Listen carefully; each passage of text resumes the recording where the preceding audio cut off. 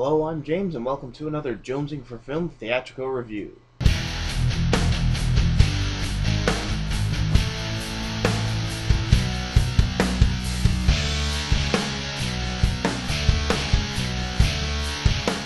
Yes, The Dark Knight Rises, the epic conclusion to Christopher Nolan's Batman trilogy. So The Dark Knight Rises takes place several years after the events of The Dark Knight. Gotham has turned its back on Batman, and in turn, Bruce Wayne has become a shut-in. But when a terrorist known as Bane threatens Gotham City, Wayne suits up to defeat his toughest enemy yet.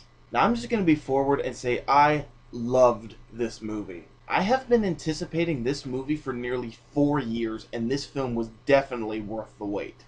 First off, let's talk the acting. In the previous films, I found Christian Bale to be a great Bruce Wayne, but he didn't fit the Batman persona. But in this film, I think he's finally got the part down. And ever since Batman Begins, I have felt that both Gary Oldman and Michael Caine were perfect casting for Jim Gordon and Alfred Pennyworth. I just cannot see any other actors portraying either of those characters. And I seriously want Caine to be nominated for an Oscar for this role. I know it probably won't happen, but he gave such a beautiful performance that I would be appalled if he wasn't even considered to be nominated. Now let's talk the new additions. Tom Hardy was absolutely menacing as Bane. His actions were frightening, his fighting was ferocious, just an overall threatening character. Tom Hardy is proving time and time again that he is an amazing actor. Next up is Anne Hathaway as Selina Kyle, aka Catwoman. I am a big fan of Anne Hathaway. She is a great actress, but I was unsure if she could properly pull off Catwoman. And I'm happy to report that she did a fantastic job. She was quick-witted, she was also very fierce in her fighting style. It's just so hard to put into words how great her performance was. Another new addition was Joesph Gordon-Levitt as Officer Blake. When I first saw him on screen, the thought went through my head that he's just an added character just because. There was no real purpose to him. It's just, we need a new actor in it. Let's throw Joesph Gordon-Levitt in. But he actually did play a significant part in the overall story. And his acting was really good. I've been enjoying all of his roles recently, and I found him to be a welcome addition to this film. The next thing I enjoyed was the overall story. It grabs your interest early on and throws a couple twists and turns to keep you on your toes. I was invested the entire time. Another plus about the film was the action. The first two films had their action scenes, but it was never the point of the film. You know, most comic book superhero movies, they focus mainly on action. They have like a little bit of a side story here and there, but it's never really, it's always focused on the action. This time, it's a bigger part of the film. And I think mainly that's due to the fact that this is the conclusion to the story, so what better way to go out than with an action-packed bang?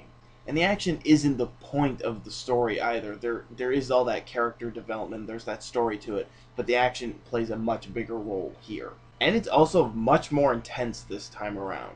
This time Batman gets up close and personal with his adversary. I know he did that in the other two, but it just didn't seem to have the intensity that it had this time around.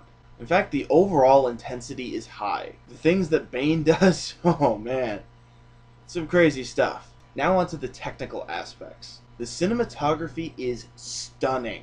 I got to see this in IMAX, and Nolan utilizes the IMAX cameras brilliantly. The wide shots of Gotham are breathtaking, and the action shots are filmed steadily so you know exactly what is going on. And the script is sharply written, mixing extreme emotional moments with some sharp humor sprinkled in to soften the mood every now and then. And it's needed because the emotional moments are really heavy, so a little light was needed here and there. I'm not gonna lie, I got watery-eyed a few times. And the biggest thing I love about every one of Christopher Nolan's films is he uses as little digital effects as possible. In the hands of anyone else, this would have been a CGI crap fest. And this film is nearly 3 hours long, but it never felt overly long to me. I was never bored, and at times I almost didn't want it to end. And I loved Hans Zimmer's score here. It fits the mood of every scene, whether it was upbeat to fit the action, or soft and somber to fit an emotional moment. This doesn't surprise me, however. I mean, it is Hans Zimmer. However, there was one scene where I noticed that the music was much louder than the dialogue. And I'm not sure if it was the speakers in the theater or if the sound was mixed in properly before being shipped to the theaters. I don't know. And speaking of sound issues, one worry that many people have had was will Bane be understandable? I remember when the prologue was released back in like December or something like that, the biggest issue everybody had was they couldn't understand Bane. I actually found him to be quite understandable here. I knew just about everything that he said. There were a couple lines that I missed, but that usually happens with me during any movie.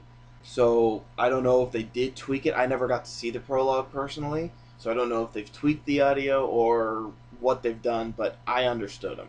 So needless to say, I give The Dark Knight Rises a spectacular. I could go on and on about it, but to end simply, nothing about it failed. Everything worked about it. I will definitely be seeing this again in theaters. So that is my review of The Dark Knight Rises. If you enjoyed it, don't forget to click the subscribe button for more reviews. Also, don't forget to visit me on Facebook, follow my Twitter account, and check out my blog. Thanks for watching, and I'll see you in my next review.